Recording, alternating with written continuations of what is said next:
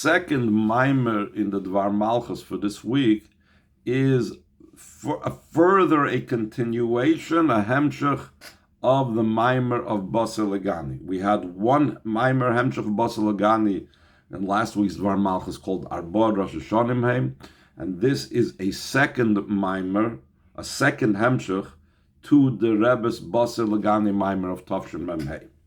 It's Shabbos Parshas Yisroi, Chai Shvat. Vayishma Yisroi Kayin Midin. Chais Moshe Kol Shasal Kimla Moshe Yisrael. And Yisroi, the leader, the officer, the chief, the priest of Midian. However we translate Kayin, the father-in-law of Moshe, heard Eis Kol Shasal Kimla Moshe Yisrael Amid, everything that Hashem did for Moshe and to Yisrael as nation. Ki Hoitze Hashem as Yisrael Mitzrayim. That Hashem took the Yidden out of Mitzrayim. Pirish Rashi, and Rashi says, Pasuk begins, Yisroi heard. Yisroi heard everything, but it says Yisroi heard. What's the emphasis on Yisroi heard? So what of all those things did Yisroi hear? Mashmo Shamal Ba, what did he hear and come? Because of that he came to join the Yidden in the wilderness. Kriyas Yamsov, Cholo, you heard about the splitting of the sea, and the other things Rashi enumerates over there. But we need to understand, Mao Inyan Kriyas Yamsov Lakan, what is the idea of Kriyas Yamsov connected with this topic over here, that because of that, he came to the Yidden in the wilderness. But another thing we need to understand, that a parsha this parsha speaks about the praise of Yisroi. He left his birthplace, his birthland, his birth country, to the wilderness to hear words of Torah. Why is it mentioned over here that he's a priest of Midian? That means he was a priest for Avodah Zarah. We're trying to talk about the positive, and so why do we bring in the negative? Yes, even more so. According to what it says afterwards, that he was a father-in-law of Moshe. It indicates that his advantage and quality was even higher than Moshe Rabbeinu. There's a halacha that a person is obligated to honor also his father-in-law. Especially according to what Rashi explains, that Yisro was honored with a great honor at the time when he came to the wilderness. When Moshe Rabbeinu went out to greet Yisro, Yatsa Aaron and Avihu. So Aaron and Avihu went out to greet Yisro. And was there anybody that would see these great ones go out and they wouldn't follow? So automatically everybody else followed as well. So Mekolza Movenes Malasa Shel Yisroi, from the fact that he's Moshe Rabbeinu's father-in-law, that Moshe Rabbeinu had to honor, and all these people went out to greet him. All of this shows on the great quality and advantage of Yisroi. So if we're talking about Yisroi's greatness, that he was given such honor, if so, we need to have a more and greater explanation. Why is he Kohen Midian? Why is it mentioned that he was a priest for Avodah Zarah? Another question is,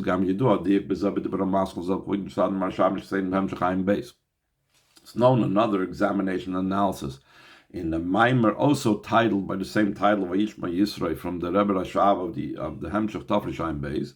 Mao shekosov es kol asher asa lakim l'Moshe Yisrael Amoy ki hoitzi Hashem es Yisrael Mitzrayim. It says everything that Hashem did for Moshe and Yisrael's nation, that he took the Yidden out of Mitzrayim. Lama machalek ze b'shnei inyanim. Why is he divided like in two phrases? Shari masha asa l'Moshe Yisrael zo sheitzim Mitzrayim. What did he do for Moshe and the Yidden? He took them out of Mitzrayim. By the fact that he divides them, seems to indicate that they're two separate things. He did for Moshe and Yisrael, his nation, and he took them out of Mitzrayim. Rashi explained, like we mentioned earlier, that when it says, and Yisro heard, it's referring to he heard about the splitting of the sea. V'im kein gam vayishma Yisro yin b'fnei atzmai. So therefore, even what it says on Yisro heard, it's also a separate idea. Vayeshken shloisha inyanim. Comes out there's 3 inyanim over here. Vayishma Yisro. One thing is a Yisro heard, but Kriyas Yamsuf. Ves kol asher also. Everything that Hashem did for his nation and Moshe and his nation. And then v'chi hoitzi Hashem, and Hashem took him out of Mitzrayim. What's the content and the meaning behind these 3 inyanim? Gam maybe shom also in that Maimer the Rebbe Rashabi brings. Mashakasa b'Zohar Parsha saying what it says in the Zohar of our Parsha, top of the next page. The Matan Torah hoisai there does Yisroi. The giving of the Torah came about through Yisroi's praising and giving thanks to Hashem. When Yisro said, now I know that Hashem is greater than all other powers and idols and so on. So then it was raised up and revealed and honored the Eibishter himself, Bikore in his glory, Eila Vesata, both above and below, and afterwards the Torah was given. So only once Yisro gave this type of praise to Hashem, that's when the Torah was given. The Rebbe Rashab examines this and asks, this is a wonder, why specifically in the praise of Yisro was dependent the giving of the Torah. To be able to understand all these questions we just asked, we have to first preface the explanation of the novelty and uniqueness of the giving of the Torah, that because of that there had to be preceded by Yisro praising Hashem. The seemingly the idea of Torah was in the world even prior to the giving of the Torah.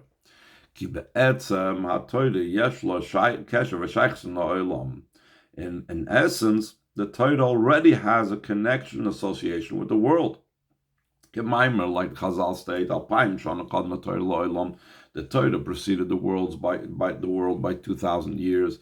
The very fact that we say that the Torah preceded the world, it's obvious it has some type of comparison, has some type of connection with the world, because or else it's impossible to say that 2,000 years beforehand this preceded A preceded B if there's no association whatsoever. When we're saying 2,000 years have preceded, we're trying to say this is so much greater, A is so much greater than B, it preceded it by 2,000 years. But that you're making comparison, you're saying A preceded B, Torah preceded the world, that means there's some association, but it's higher and greater. And even more so, especially that Chazal don't just say the Torah preceded the world, but it gives a certain measure of 2,000 years. The that the preceding of the Torah to the world is for a specific amount of time, which is a moira. This even more indicates it's 2,000 years, not 2,001 years. So in other words, there is some relationship over here that is measurable. In addition to that, line 18, the noise of the in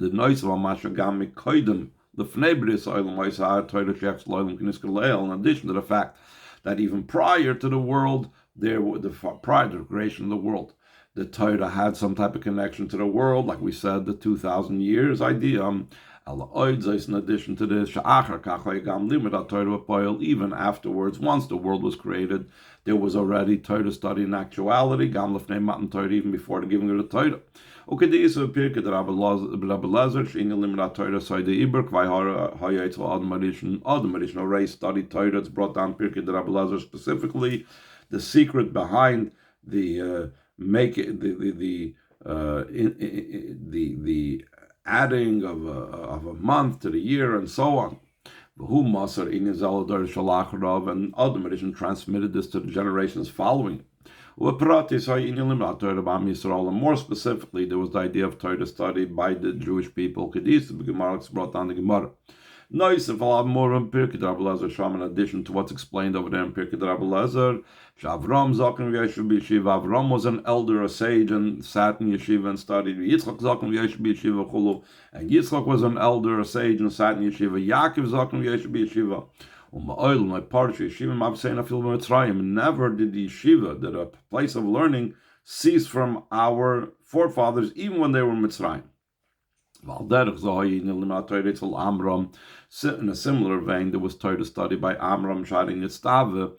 Mitzrayim and mitzvahs, you say this is brought down that Amram was given additional mitzvahs than what there was a Shem mitzvah Noach and what was known to, let's say, mitzvahs Milah by Avram and so on.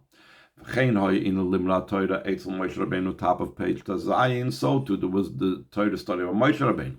Not just because he was a son of Amram, so Amram taught him Torah.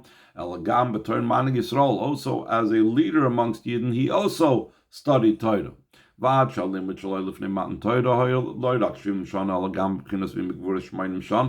Till this study before Matan Torah was not just for 70 years, but also in the level, like we say in the pasuk, if with might a person lives 80 years. Moshe